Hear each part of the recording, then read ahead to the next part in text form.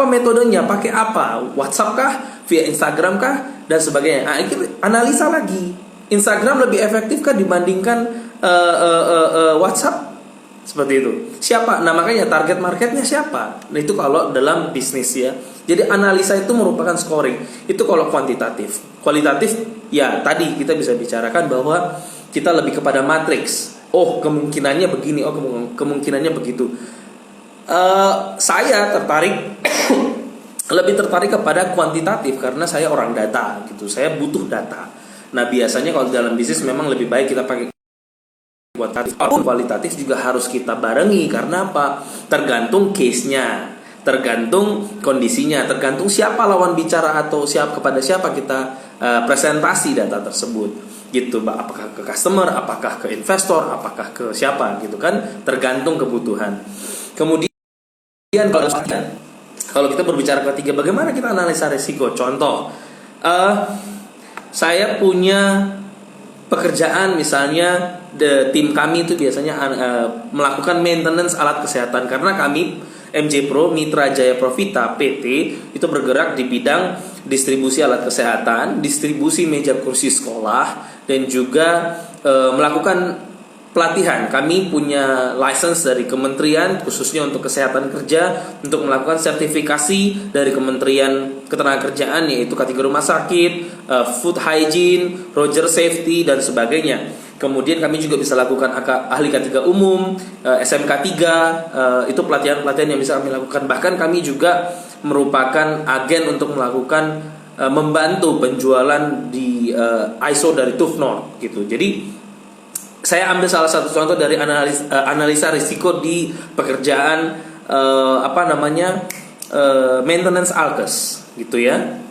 Jadi pada saat pekerjaan, contohnya kastor ya dari suatu bed, analisa risiko yang kemungkinan terjadi apa? Nah, kita tahu dulu langkah-langkahnya apa, parameternya apa saja gitu. Jadi kalau kita mau maintenance tempat tidur, bed rumah sakit, yang kita tahu pertama pasti kita harus datang survei ke rumah sakit, right? Nah, kita harus tetap masukkan kondisi-kondisi COVID ini karena tidak terlepas dari itu ya. Jadi saat kondisi COVID, apa yang harus kita lakukan?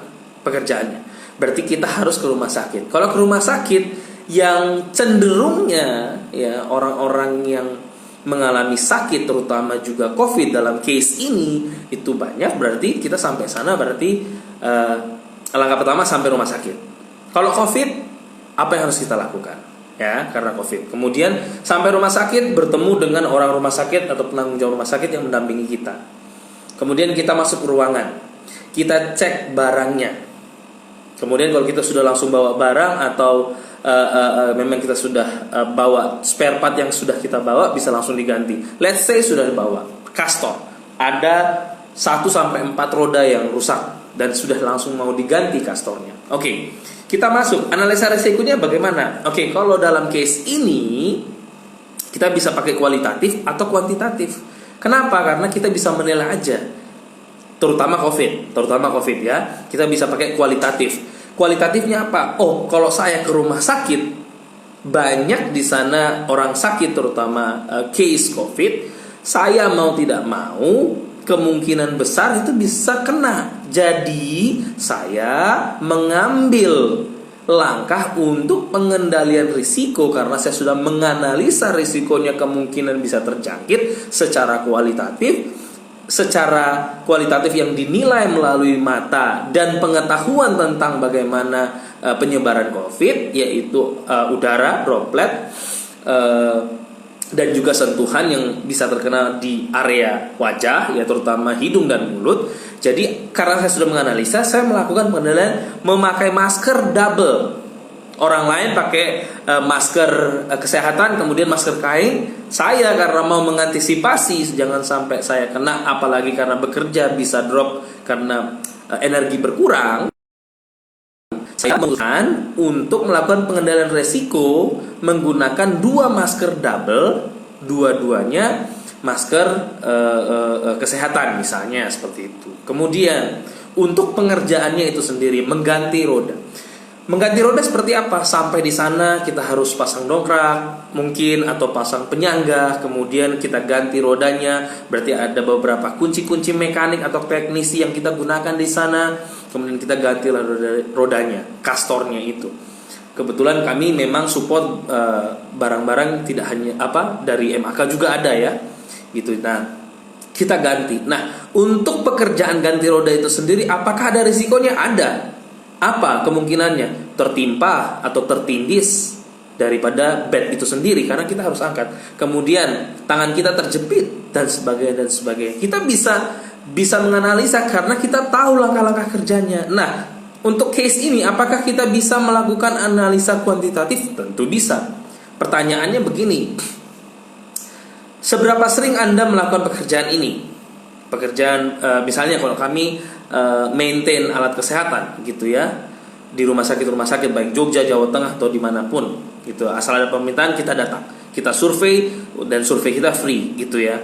Nah, saya karena sudah tahu bagaimana menganalisa risiko, karena sudah tahu pekerjaannya, jadi baik kualitatif maupun kuantitatif saya bisa. Contoh kuantitatif kita karena tadi sudah pakai contoh kualitatif. Kalau kuantitatif, untuk mengangkat tempat tidur ya sebelum mengganti rodanya, kalau kita nggak punya dongkrak, atau let's say kita punya dongkrak, bagaimana analisa resikonya? Oke, analisa resikonya adalah walaupun kita pakai dongkrak, kita masih, misalnya dongkraknya goyah, kita masih bisa tertindih. Oke, 1 sampai 10 kemungkinan terjadinya berapa? Kalau sudah pakai dongkrak, ini kita belum ngomong pakai dingklek atau penyanggah biasa ya, kita ngomong pakai sudah alat safety gitu. Oh, ternyata kalau pakai dongkrak, dia analisa resikonya 1 sampai 10, kemungkinan terjadi resikonya adalah rendah gitu. Cuman 4 atau 3. Oke, nice. Berarti kita pakai dongkrak. Keputusannya untuk mengendalikan resiko adalah kita pakai dongkrak. Yang kedua, perlukah kita menggunakan APD saat pekerjaan? Sarung tangan seperti itu untuk mengerjakannya. Kenapa? Kemungkinan resiko terjadinya adalah kejepit pada saat ganti roda, atau kepukul pada saat kita harus mengeluarkan bautnya, dan sebagainya. Itu 1 sampai 10 bisa kemungkinan terjadi, bisa. Walaupun alat yang kita pakai sudah safety, dongkraknya maupun palunya, bisa, karena ada gerak mekanik di sana. Oh, berarti 1 sampai 10 analisa resikonya, kemungkinan terjadi dan resiko yang bisa terjadi itu 7 sampai 8. Oke. Berarti untuk mengendalikan itu apa? Kita pakai sarung tangan. Yang pertama, yang kedua kita pakai tang untuk memegang baut yang akan kita pukul. Kalau misalnya kita perlu lakukan gerakan mekanik. Kalau menggunakan kunci putar seperti itu, apakah gerakannya kita 1 sampai 10 ergonomi apa enggak?